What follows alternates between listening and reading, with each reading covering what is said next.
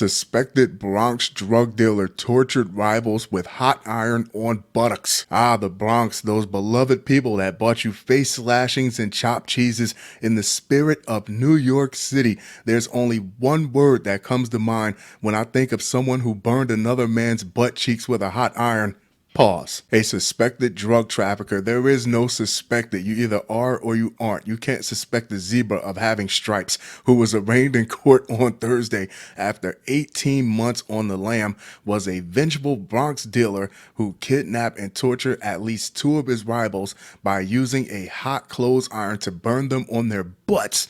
Prosecutors said the torture victims made the mistake of stealing drugs from Jonathan Huertas and his associates early last year and paid a cruel price for their piracy, according to the Bronx District Attorney's Office. What were they thinking? What is he going to do? Beat me up? What is he going to do? Shoot me? It's the Bronx. Everyone's been shot before. Little did they know he had something for that ass. Literally. Do you know how hot an iron gets? You can really cook food on an iron. The torture occurred in the basement of a Bronx apartment where Huertas and three others ran their drug operation, court records stated. After drugs were stolen from their SUV, Huertas, in a recorded video, can be seen repeatedly threatening a restrained male victim and placing a heated iron on his exposed buttocks. Authorities said the victim was physically bound and held against his will. I would suppose so. Nobody's going to sit silently for that. In the Morris Park apartment, a second video shows another victim enduring the same torture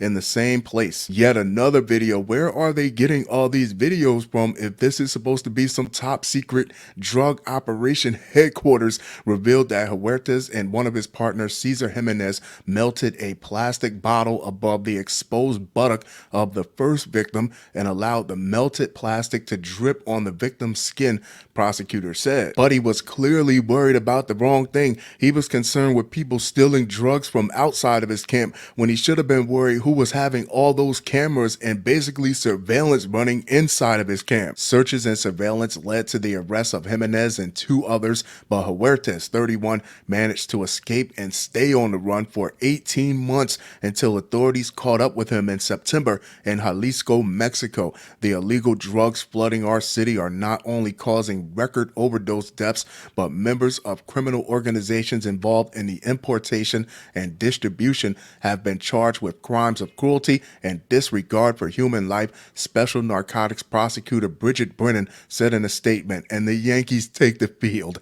Today's announcement demonstrates the commitment of federal, state, and local law enforcement to assuring that those responsible are held accountable. Portions of the kidnappings were captured in audio and video recordings recovered from cell phones and iCloud accounts, officials said. Your cell phone can and will be used against you in a court of law. That should be in the new Miranda rights, and it's getting easier for authorities to gain access to whatever you text, whatever you stream, whatever you record. It's all going to be used as basically written statements against yourself. And on top of that, why would anyone want to record? Why would anyone want to have something so gruesome in their phones in the first place? Authorities using text messages secured from the suspect's cell phones also determined that Huertas and his crew targeted a third man to be kidnapped, but didn't get a chance to follow through. They're all implicating each other. After Cesar Jimenez, Ronny Jimenez, and Jasmin were arrested in early February 2022,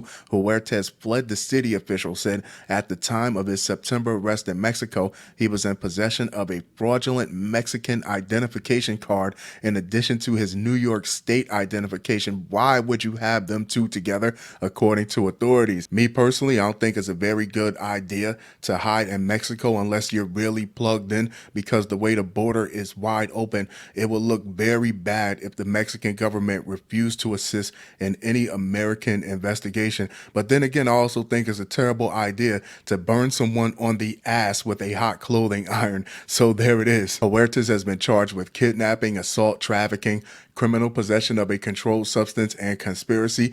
This indictment demonstrates the dark side of drug trafficking, threats of violence, kidnapping, and torture, said DEA Special Agent in Charge Frank Tarantino. The other suspects pleaded guilty to similar charges and received sentences of between 3 and 7 years in prison.